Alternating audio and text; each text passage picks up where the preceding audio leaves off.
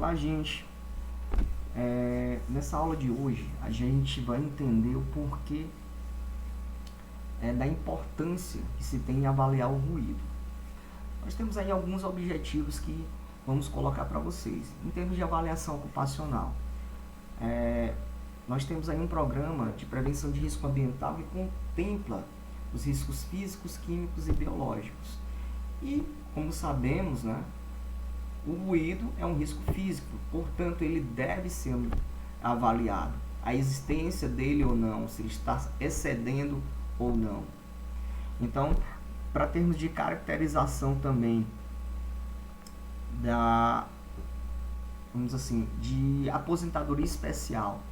Então, no PPP, no perfil profissional, que cada trabalhador deve ter, dizendo quais são as atividades, mostrando quais os riscos envolvidos, que é utilizado para que o trabalhador possa entrar com sua aposentadoria especial, deverá constar se tem existência de risco físico ou não. Então, é de suma importância que nós façamos essas avaliações ou que contratemos alguma empresa que tenha essa capacidade, certo? Além de outros documentos, como o LTCAT, que é o Laudo Técnico das Condições Ambientais do Trabalho, que também é uma documentação obrigatória, que é cobrada das empresas, onde os riscos envolvidos de determinadas atividades devem ser, vamos dizer, discriminados ali naquele documento, certo? Em termos de caracterização de insalubridade, o laudo de salubridade, que a empresa deve ter, deve contemplar a existência ou não do ruído, se determinada atividade tem ou não ruído.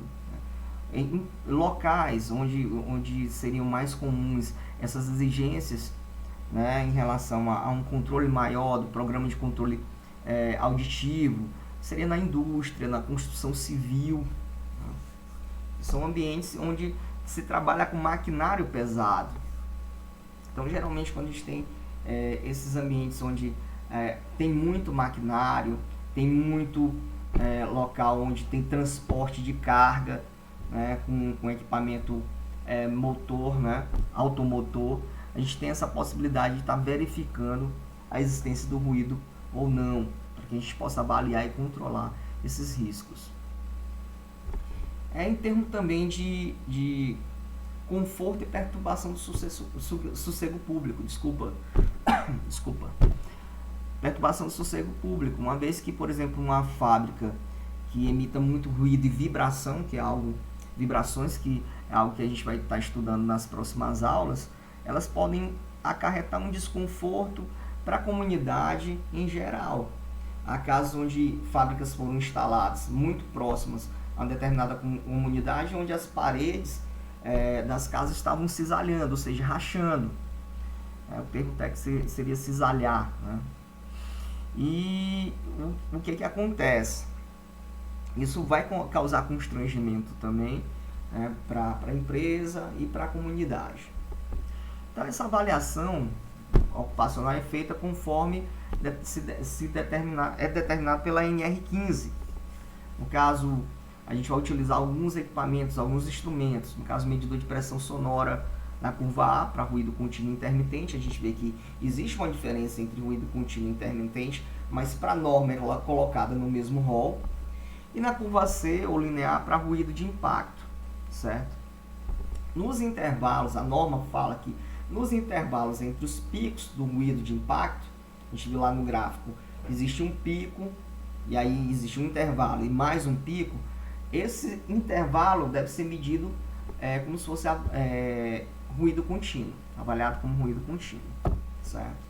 Então, dependendo aí do tipo de medição, a gente pode estar utilizando o dosímetro individual, é um equipamento que a gente coloca junto ao trabalhador para que ele possa executar as atividades dele e a gente possa medir, através o nível de pressão sonora médio aí durante um intervalo de tempo. A gente aprender a calcular isso, né?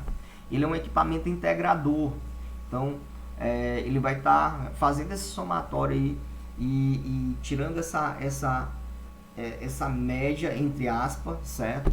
Através do cálculo de dose, que a gente já explicou para vocês como é que faz o funcionamento. Muitas vezes eu estou submetido a 90 decibéis por 2 horas, né? A 85 decibéis por 3 horas, e assim por diante. Eu faço aquele cálculo, ok, mas eu tenho um equipamento que faz isso automaticamente, mas eu teria que explicar para vocês, né?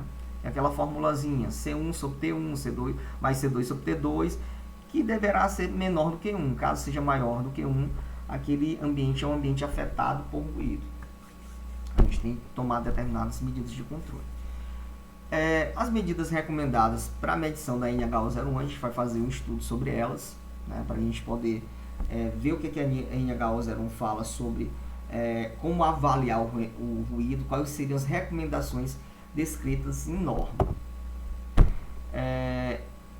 Para medição de ruído, a gente tem um outro equipamento, que é o decibelímetro, que eu mostrei para vocês, que na curva A, o circuito de resposta lenta, a gente vai estar utilizando para ruído contínuo intermitente, e na curva C para ruído de impacto, certo? Em termos de medida de controle, ora, vai seguir aquelas recomendações que a gente vem falando desde a primeira aula. E quando se trata de medidas de controle, a gente tem que uma certa hierarquia. São as medidas de ordem geral, que no caso do meio ambiente de trabalho, certo? As medidas administrativas e as medidas individuais, né? Uma vez que as medidas de ordem geral, elas contemplam, como se diz, a coletividade. Uma vez que eu vou trabalhar na fonte ou na trajetória, no caso aí do ruído. Em termos de fonte, se eu tenho um equipamento, um grupo de equipamentos que emitem muito ruído, eu posso estar fazendo as devidas manutenções ou adequações para que aquele equipamento não venha a ser tão ruidoso, né? Não emita tantos ruídos. Então essas partes móveis, elas podem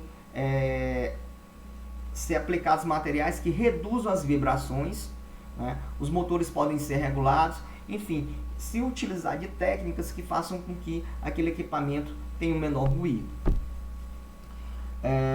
Enfim, na trajetória, né? Na trajetória a gente pode estar tratando o ambiente de maneira que esse ruído não vá se propagar.